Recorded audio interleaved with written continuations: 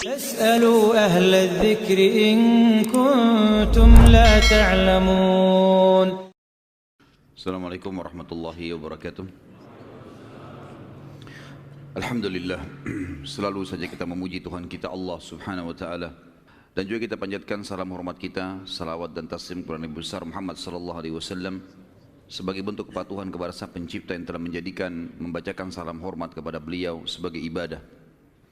Saudaraku seiman, kita akan lanjutkan bahasan kita Sirah Nabawi, dan kita akan melanjutkan bahasan yang tadi pagi atau tadi siang tepatnya pada saat kita sudah selesai menutupnya tentang beberapa orang-orang Quraisy yang bertauhid.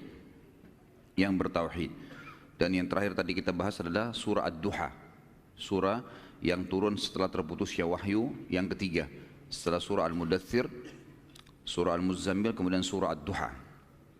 Sebelum kita masuk ke masalah dakwah Nabi SAW, sembunyi-sembunyi dan terang-terangan, memang seperti itu judulnya di dalam buku-buku sirah, maka kita akan sebutkan dulu beberapa orang-orang Quraisy yang tidak ikut-ikutan sembah berhala. Jadi teman-teman sekalian, orang-orang Quraisy beriman kepada Allah sebagaimana sudah kita sebutkan tadi. Mayoritas mereka mengenal Allah subhanahu wa ta'ala, tetapi mereka berbuat kemusyrikan.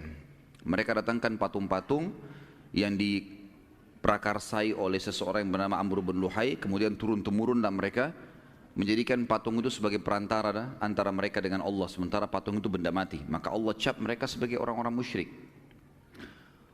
Ada di antara Quraisy yang tidak ikut-ikutan sembah berhala. Tadi sempat ada yang bertanya kepada saya, cuman kata beliau, Ustaz saya nggak bisa hadir malam, saya titip pertanyaannya.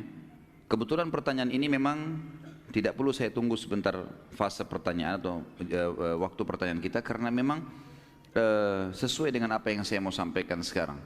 Jadi pertanyaannya, Nabi Muhammad SAW sebelum ada ajaran Islam atau ajaran yang syariat yang dibawa oleh beliau beragama apa gitu.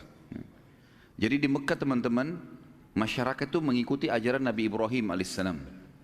Di Mekah mereka mengikuti ajaran Nabi Ibrahim alaihissalam. Makanya pelajaran sirah kita mulai dari sejarah Nabi Ibrahim alaihissalam. Kalau antum masih ingat, dari awal kita ceritain Nabi Ibrahim alaihissalam datang membawa Hajar dan Ismail, kemudian adanya air Zam-Zam, pembangunan Ka'bah, segala macam sampai tersyariatkannya haji. Itulah turun-temurun mereka pertahankan. Hanya saja waktu antara Nabi Ibrahim alaihissalam dan Nabi Muhammad alaihissalam sangat jauh, dan memang tidak ada lagi Nabi di Mekah.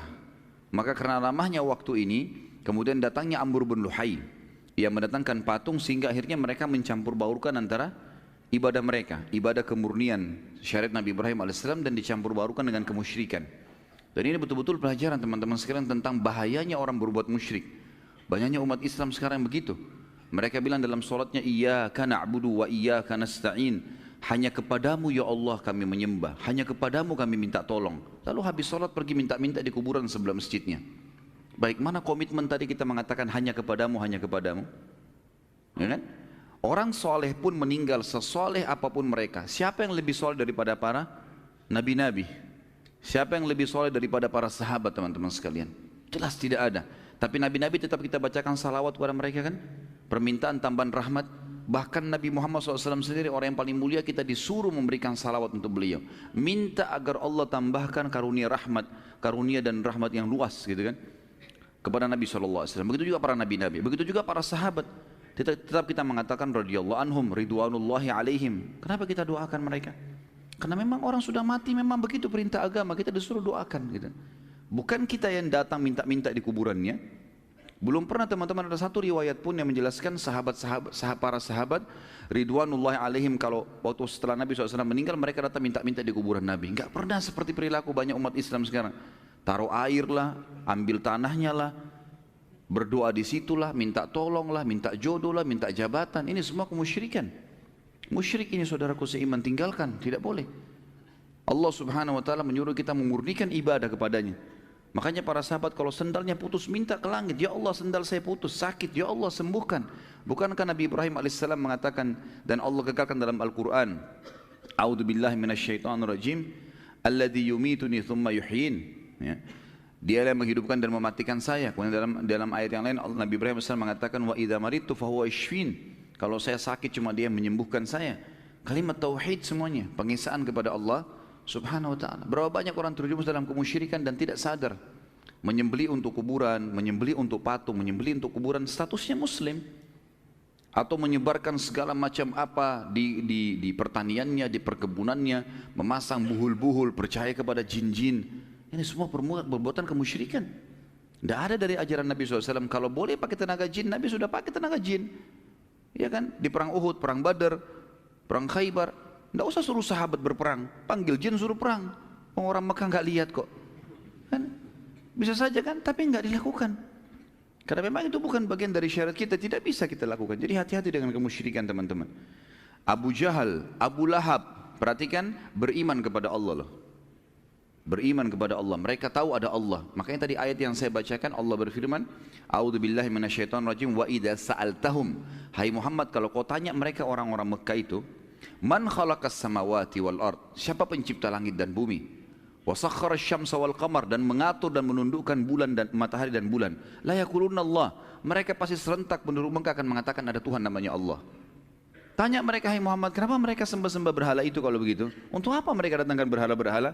Mereka jawab dan Allah kakalkan, ma na'buduhum illa liyuqarribuna ilallahi zulfa. Kami enggak sembah berhala-berhala ini kecuali hanya perantara yang memudahkan kami mendekatkan diri sama Allah. Apa hubungannya?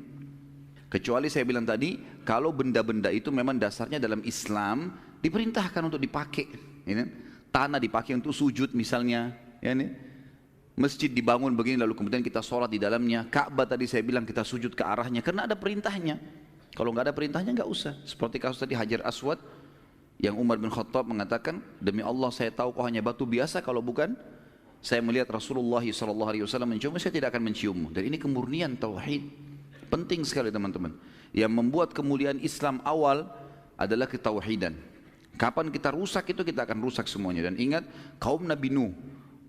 Nabi Nuh alaihissalam ya, mengingatkan kaumnya selama 950 tahun itu teman-teman sekalian, semuanya mengingatkan masalah tauhid dan mereka menyembah berhala. Akhirnya Allah binasakan mereka. Jadi ini harus digarisbawahi teman-teman sekalian. Baik. Di antara tokoh-tokoh Mekah, ada beberapa orang yang masyhur disebutkan di dalam buku-buku sejarah. Kenapa empat orang ya? Empat orang ini kenapa secara khusus disebutkan namanya? Karena empat orang ini mereka memang meninggal sebelum masa kenabian. Sebenarnya ada selain mereka yang mentauhidkan Allah.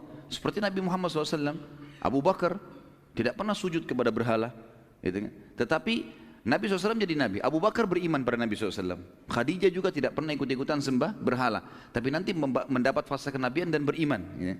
Tapi empat orang ini, empat-empatnya dijamin oleh Nabi SAW masuk surga. Artinya ada penyebutan hadis tentang mereka di surga. Itu karena mereka mentauhidkan Allah di masa orang-orang Quraisy menyembah berhala, dan mereka sempat mendakwahi kaumnya. Jadi mereka masih menjaga kemurnian ajaran Ibrahim alaihissalam. Ada di antara mereka nanti juga yang mengikuti ajaran Nabi Isa alaihissalam. Baik, empat orang ini teman-teman sekalian adalah yang pertama Uthman bin Talha, kemudian Waraka bin Naufal, yang kedua,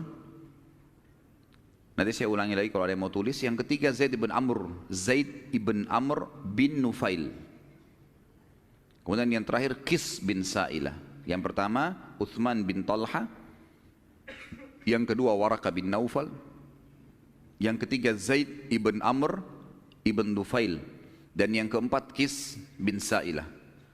Saya akan sebutkan kisah ringkasnya keempat orang ini. Keempat orang ini teman-teman orang yang gelisah sekali di Mekah karena mereka sudah sepuh ya, sudah berumur, dan mereka memang tidak pernah menyembah berhala.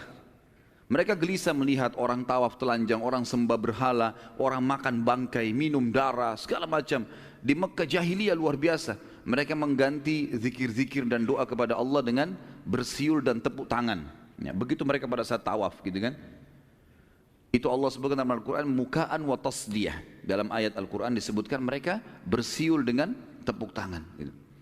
Maka mereka gelisah. Keempat orang ini lalu sepakat kita keluar dari Mekah aja. Maka kita mulai dari Uthman bin Talha dan Waraka bin Naufal. Dua orang ini keluar menuju ke negeri Syam, dan keduanya akhirnya menemui pendeta Nasrani. Lalu mulai bertanya tentang apa itu agama Nasrani. Pada saat itu dengan mengambil kesimpulan bahwasanya Nasrani mengimani ada Tuhan namanya Allah dan mereka mengatakan Isa datang setelah Ibrahim, maka berimanlah Waraqah bin Naufal dengan Uthman bin Talha. Ini ringkas cerita keduanya. Tentu Uthman bin Talha, saya pribadi tidak menemukan hadis menyebutkan tentang dia, tetapi Waraqah bin Naufal ada, sebagaimana saya jelaskan tadi kasus setelah bertemu dengan Nabi SAW dan dia mengatakan, hai Muhammad, demi Allah yang menemui kau adalah Namusul Akbar, nama lainnya Jibril AS yang telah menemui Musa. Kalau seandainya saya mendapatkan masa kau nanti diobatkan jadi Nabi, sudah diperintahkan berdakwah, maka aku akan jadi penolongmu, nanti aku beriman padamu dan aku pada saat kaummu mengeluarkanmu dari kota ini. Terus Nabi SAW menyebutkan pada saat Waraqah bin Naufal meninggal di masa 6 bulan fase terputusnya wahyu, aku diperlihatkan Waraqah bin Naufal di surga.